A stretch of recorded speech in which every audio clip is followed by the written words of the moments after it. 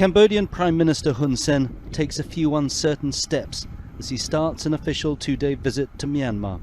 He's the first head of state to visit Myanmar since the coup last February, and while the military has rolled out the red carpet, few others welcome the trip. Social media inside Myanmar has been full of images like this, people showing their anger at Hun Sen. Those opposed to the coup and Myanmar's military rulers fear the visit gives legitimacy to the regime. There's also concern that Hun Sen could open the door that allows Myanmar back into ASEAN, the Association of Southeast Asian Nations. Southeast Asian leaders have already taken an unprecedented stand in excluding Myanmar until certain conditions are met, such as the release of political prisoners and the end of violence against protesters.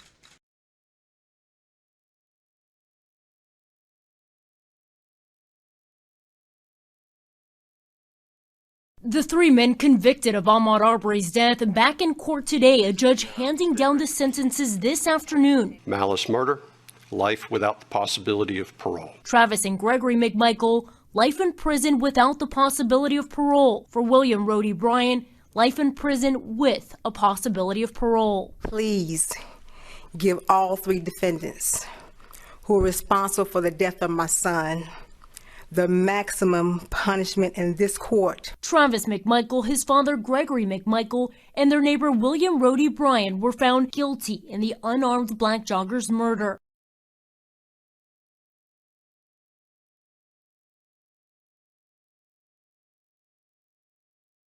In a latest crackdown, Pakistan's customs intercepted 225 kilograms of heroin, which were hidden in vehicles from Afghanistan at the Dzhokhar border, after which the anti-narcotics force in Pakistan destroyed $8,000 worth of drugs and illegal liquor in its city of Karachi. Known as a bonfire of drugs, the force burnt more than 22 tons of drugs, including 264 kilograms of heroin, and buried contraband chemicals that were seized in 2021. Over 2,000 bottles of illegal liquor were also smashed.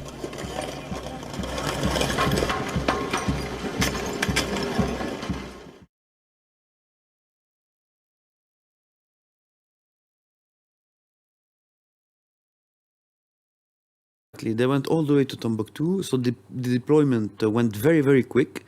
We knew that they were in the center yesterday because they had their first casualty there in the center area of Mopti. And then we had some information that they went all the way to Timbuktu, and then we discovered that actually it happened. And it is very interesting because we don't know up to this point who they are. We don't know if they are mercenaries of Wagner Group, as you said, or regular military Russian personnel.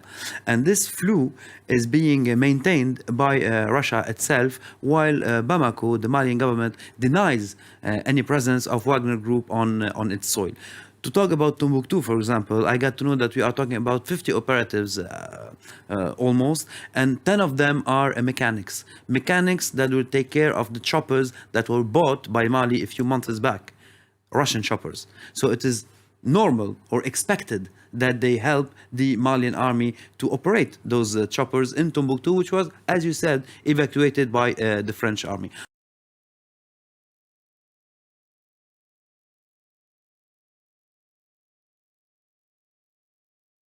As tensions continue to simmer between Ukraine and Russia, NATO's chief Jens Stoltenberg has now warned of what he describes as a real risk of a fresh Russian invasion into Ukraine. The Stoltenberg statement has come after a crucial video meeting with NATO and foreign ministers. The meeting, of course, comes just ahead of the NATO's high-stakes talks with Moscow on the ongoing Ukrainian crisis. Meanwhile, the U.S. Secretary of State Antony Blinken has said that a diplomatic resolution to the Ukrainian crisis is still possible if Russia were to choose to de-escalate. He, however, has warned that progress is impossible if Russia continues to ramp up pressure along the border.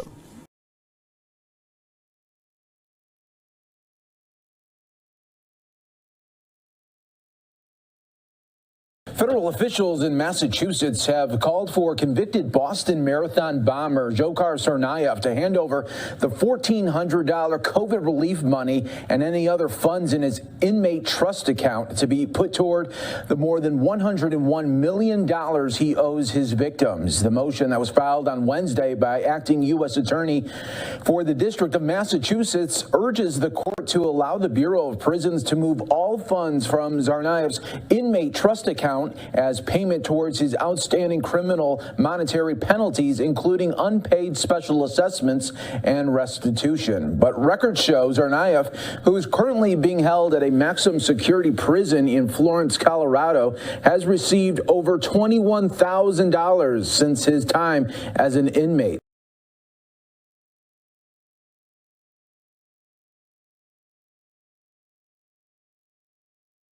Two journalists have reportedly been shot and burned alive by gangs in Haiti as the security situation in the country continues to deteriorate. One other journalist reportedly escaped the attack. Tens of thousands of people have been displaced in Haiti as gangs, which operate with impunity, battle one another and the police for control. In July last year, the country's president, Jovenel Moise, was assassinated in an attack on his home, leaving a power vacuum that has deepened the humanitarian crisis in the country and worsened the violence. The radio station that one of the murdered journalists worked for, which is based in Canada, suspended its operations after the attack to show solidarity for the reporter's family.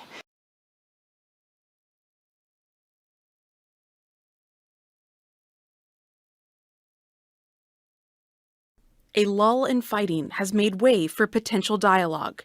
The Ethiopian government is pardoning a number of high-profile political prisoners, including members of the rebel Tigray People's Liberation Front. The government has been fighting the TPLF for more than a year amid ethnic and tribal tension.